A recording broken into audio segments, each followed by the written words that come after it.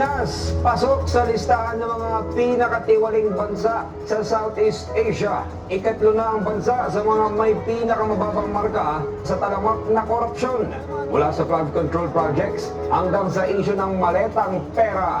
Malalim na ang problema ng korupsyon na sumasakal sa ekonomiya ng Pilipinas.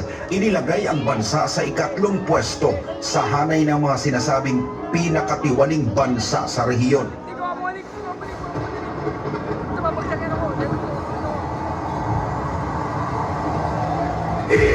Gulong na yan, mga kurakot!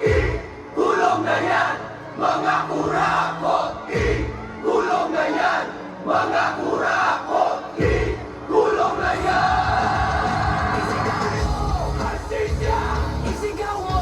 Katotohanan! Isigaw mo! Pilipinas gising! Huwag na tayo magbibihag ng isang buwan! Isigaw mo! Hastisya! Isigaw mo! Katotohanan! Isigaw mo! Pilipinas gising! Huwag na tayo magbibihag ng isang buwan! Isigaw mo! Hastisya! Isigaw mo!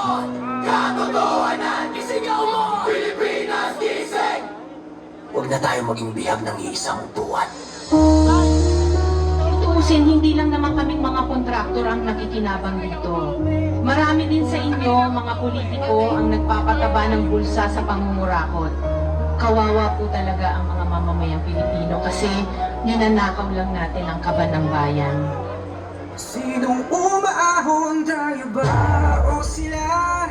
Mga ngiti nila habang nakalubog ka pa sa lakang tayo sa pinaghirap at mga bayaring multo na ng mga pangako niya.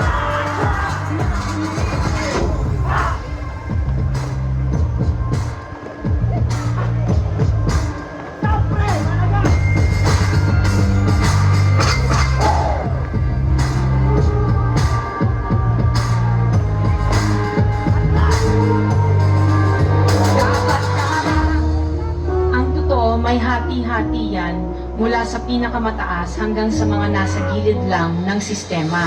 Sa patuloy na pagdinig sa Senado sa mga di umano kinurakot na proyekto ng gobyerno.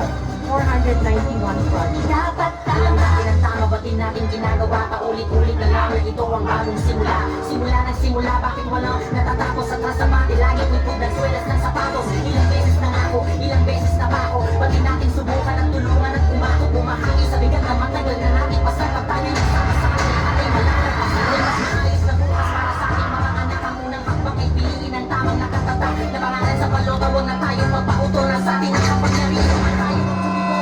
Itigil mong itigil ang pagsisi sa sutil na nasa pwestong di ka nakilala kapag siningin sa lahat ng kanyang pangakong mahal. Hindi tayo kumbinsido, wag na natin dapat tayo. Huwag ninyong ipakita sa publiko na malinis kayo dahil sa bawat proyekto may kapalit na porsyento para sa inyong mga opisina. Tingnan ninyo rin ang mga pangalan na nakaupo ngayon at lalo na sa mismo mga nagpapalakad ng gobyerno.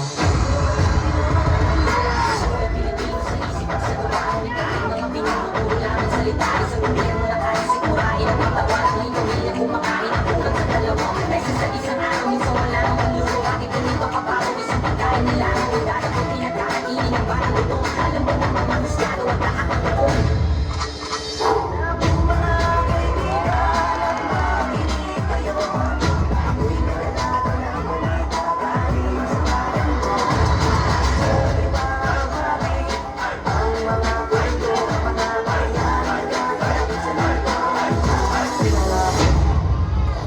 Noong isang taon pa na isiwala na may mga mali-mali pang pera, codename basura, na idinideliver daw sa ilang mga politiko na naglalaman di mano ng hindi lang milyones, kundi bilyones na kickback mula sa pondo dapat ng bayan.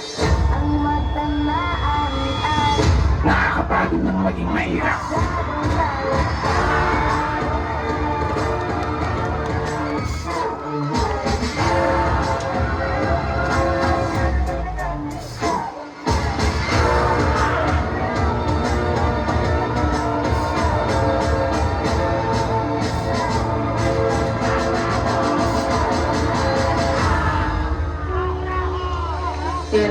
bayan pero tayo ang nakikinabang. Hindi ba tayo nahiya? Ang mga mahihirap mas lalong naghihirap. Kaya tama na ang pamumurakot natin. Akala nyo